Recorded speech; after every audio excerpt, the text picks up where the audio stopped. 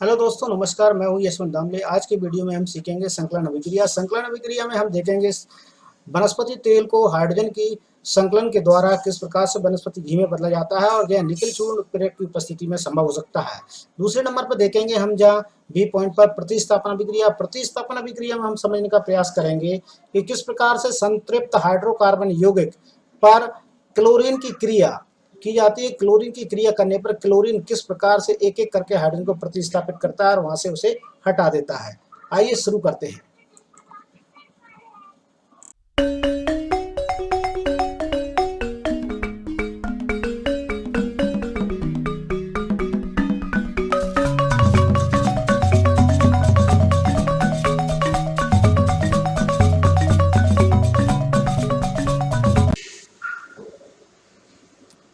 हम पढ़ेंगे संकलन अभिक्रिया।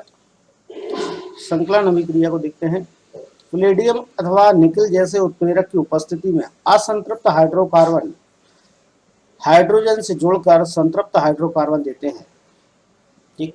और उत्प्रेरक वे पदार्थ होते हैं जिनके कारण अभिक्रिया, तो सबसे पहली बात तो यह है कि असंतृप्त हाइड्रोकार्बन हाइड्रोजन से जुड़ेंगे तब जाकर वो संतृप्त हाइड्रोकार्बन देंगे। तो असंतृप्त हाइड्रोकार्बन कौन से होंगे? ये डबल बॉन्ड वाले कार्बन होंगे जो कि असंतृप्त हाइड्रोकार्बन होंगे, या फिर हो सकते हैं ट्रिपल बॉन्ड वाले हाइड्रोकार्बन हो ये। ठीक। और उत्प्रेरक वे पदार्थ कहलाएंगे जिनके कारण अभिक्रिया भिन्न दर से आगे बढ़ती है। भिन्न दर का मतलब अलग अलग अभिक्रिया की दर से आगे बढ़ती है। और जो अभिक्रिया प्रभावित नहीं करते, निकल उत्प्रेरक का उपयोग करके साधारण वनस्पतिक तेलों के हाइड्रोजनीकरण में इस अभिक्रिया का उपयोग होता है। और वनस्पति तेलों में साधारणतः लंबी असंतृप्त कार्बन श्रृंखलाएं होती हैं, जबकि जंतु वसा में संतृप्त श्रृंखलाएं होती हैं। तो सबसे मुख्य बात यहाँ यही बताई गई है कि असंतृप्त हाइड्रोकार्बन को संतृप्त किया जाना एक प्रकार से या देखा जाएगा तो योग अभिक्रिया है। योग अभिक्रिया मतलब कि यहाँ कहा जाएगा ये वास्तव में संयोजन अभिक्रिया का रूप ही है, संकलन अभिक्रिया। ठीक। आपको इसके उदाहरण के रूप में मैं आपको बताना चाहूँगा किस प्रकार से ये संकलन अभिक्रिया होगी। चलिए निकल उत्प्रेरक लेते हैं, उसके साथ में क्रिया कराने का प्रयास करते हैं। तो यहाँ तो सबसे पहले हम लेंगे 2 कार्बन वाला यौगिक, डबल बॉन्ड से जुड़ा हुआ है कार्बन, एक हाइड्रोजन इधर लगा है, सॉरी 2 हाइड्रोजन इधर और 2 हाइड्रोजन इधर लगे हुए हैं दोनों साइड पर। हाइड्रोजनीकरण है तो हाइड्रोजन का योग होगा, स्वाभाविक है। और निकल चूर्ण की उपस्थिति में काम हो रहा है तो निकल चूर्ण ले लेंगे, NI चूर्ण। ठीक। हम देखेंगे कि यहाँ पर हाइड्रोजन का योग जो होना है वह वास्तव में हाइड्रोजन का योग हुआ तो यहाँ इस डबल बॉन्ड पर होगा। ठीक। तो यहाँ से कंडीशन ऐसी होगी, ये यहाँ पर बनेगा तब यौगिक बनेगा CH single bond, sorry C single bond C। और यहाँ पर हाइड्रोजन की संख्या देखेंगे आप तो यहाँ पर हाइड्रोजन 3 हो चुके हैं इस साइड, और दूसरी साइड भी 3 हाइड्रोजन आपको नजर आएंगे। अर्थात 2 बंदे टूट जाएगा इसका और एक नया योग प्राप्त होगा हमें जो कि एथेन कहलाएगा। अर्थात एक इस प्रकार की संकलन अभिक्रिया का उदाहरण यहाँ पर देखने को मिलता है। इस संकलन अभिक्रिया का उदाहरण निकल चूर्ण की उपस्थिति में असंतृप्त यौगिकों को संतृप्त यौगिकों में बदला जाता है। ठीक है, यही एक संकलन अभिक्रिया का उदाहरण है।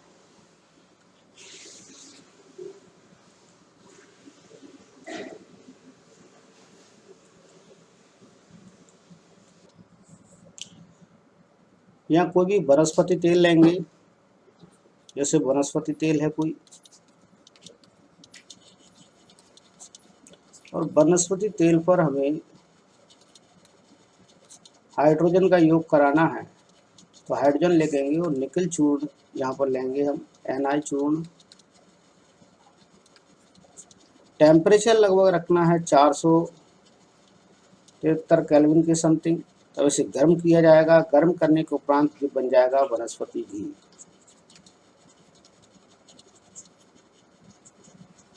इस प्रकार की क्रिया जो है संकलन अभिक्रिया के उदाहरण के तहत आती हैं। ठीक। ये संकलन अभिक्रिया में सम्मिलित हैं, वनस्पति घी बनाने की क्रिया।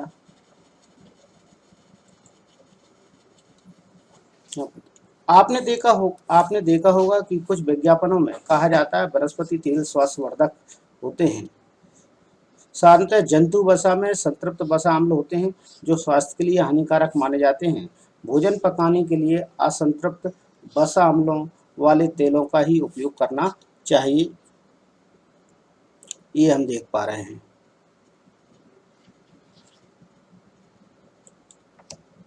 इसके बाद है प्रतिस्थापन अभिक्रियाएं। दूसरे नंबर पर प्रतिस्थापन अभिक्रियाएं दी हैं। तो संतृप्त हाइड्रोकार्बन अत्यधिक अनभिकृत होते हैं तथा अधिकांश अभिकर्मकों की उपस्थिति में अक्रिय होते हैं। हालांकि सूर्य के प्रकाश की उपस्थिति में तीव्र अभिक्रियाओं में क्लोरीन का हाइड्रोकार्बन में संकलन हो जाता है और क्लोरीन एक एक करके सभी हाइड्रोजन परमाणुओं का प्रतिस्थापन कर सकती है। इसको प्रतिस्थापन अभिक्रिया कहते हैं क्योंकि एक प्रकार का परमाणु अथवा परमाणुओं के समूह का स्थान ले लेता है। साधारणतः उच्च समजातीय एल्केन के साथ अनेक उत्पादों का निर्माण करता है। सूर्य प्रकाश की उपस्थिति में होने वाली प्रतिस्थापन अभिक्रिया का अध्ययन हम यहाँ करेंगे, अभी देख लेते हैं। सबसे पहले इसे हम कर देते हैं एस। देखिए, यदि कार्बन आपके पास CH4 है, CH4 पर प्रतिस्थापन की क्रिया होना है, वो भी क्लोरीन की प्रेजेंट में और क्लोरीन के साथ में सूर्य के प्रकाश के प्रेजेंट में।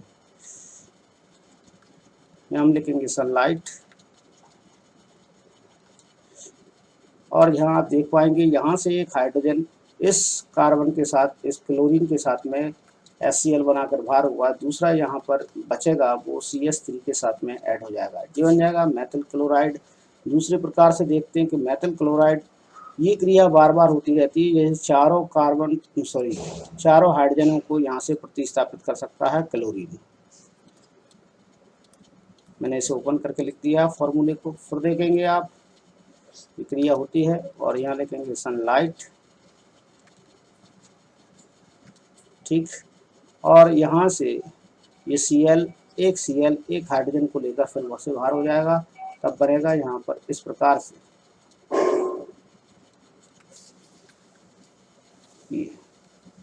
डाइक्लोरोमेथेन और ये हो जाएगा यहाँ पर HCl। इस प्रकार से बारी बारी से एक एक हाइड्रोजन को यहाँ से प्रतिस्थापित करता जाता है, हटाता जाता है, अर्थात यहाँ से चारों हाइड्रोजन को यहाँ से ये विस्थापित कर देता है।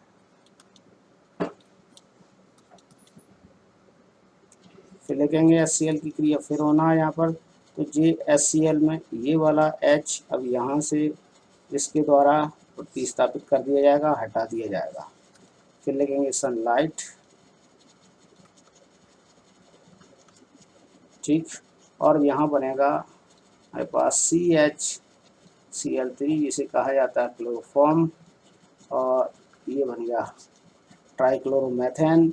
इसी प्रकार से आप देखेंगे अगले में, तो यहाँ पर CCl4 का निर्माण होगा, CHCl3, और यहाँ पर बनेगा, यहाँ जो होगा इसका Cl2 का, और फिर लिखेंगे सनलाइट, और ये क्रिया में आपको मिलेगा CCl4 कार्बन टेट्रा क्लोराइड। और यहाँ से आप देख पाएंगे चारों हाइड्रोजन यहाँ से विस्थापित हो गए हैं और 4 हाइड्रोजन के स्थान पर यहाँ पर 4 Cl ऐड हो जाती हैं। ये क्रिया कहलाती है प्रतिस्थापन अभिक्रिया, और ये सूर्य के प्रकाश में ही ये क्रिया संपन्न हो पाती है।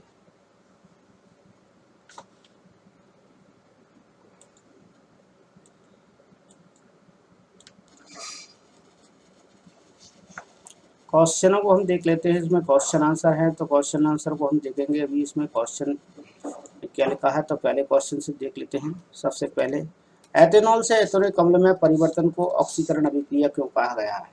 एथेनॉल से एथेनॉलिक अम्ल में परिवर्तन को ऑक्सीकरण अभिक्रिया इसलिए कहा जाता है क्योंकि एथेनॉल में ऑक्सीजन का योग हो जाता है। एथेनॉल मतलब यहाँ आप देखेंगे तो आपको दिखाई देगा C2H5OH, ऑक्सीजन का योग यहाँ पर हो रहा है, वो भी पोटेशियम डाइक्रोमेट की उपस्थिति में, KMnO4 क्षारीय। यहाँ पर जो ऑक्सीजन का योग होगा तो बनने वाला यौगिक आपके सामने इस प्रकार से होगा, ये बनेगा CH3COOH, अर्थात यहाँ से 2 हाइड्रोजन निकल जाएंगे और दोनों हाइड्रोजन जल के रूप में यहाँ पर बाहर हो जाएंगे और ये बनेगा अम्ल। यहाँ पर ऑक्सीजन का ऐड होना मतलब ऑक्सीकरण अभिक्रिया को दर्शाता है, इसलिए इसे कहा जाता है ऑक्सीकरण अभिक्रिया।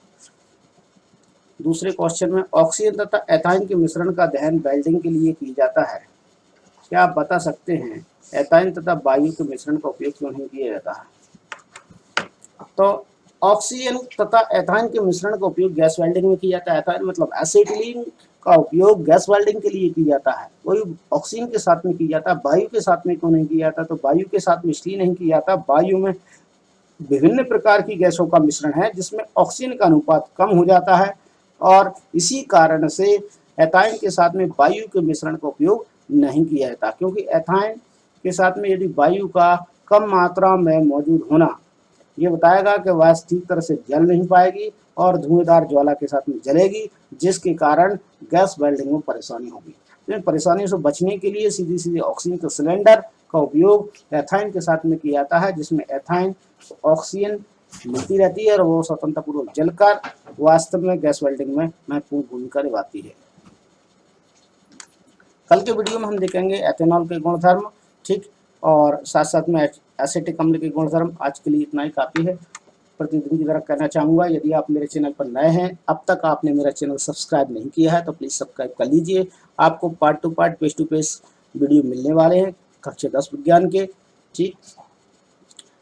और यदि आप मेरे वीडियो को नोटिफिकेशन पहले प्राप्त करना चाहते हैं तो बेल आइकन को प्रेस करना ना भूलें।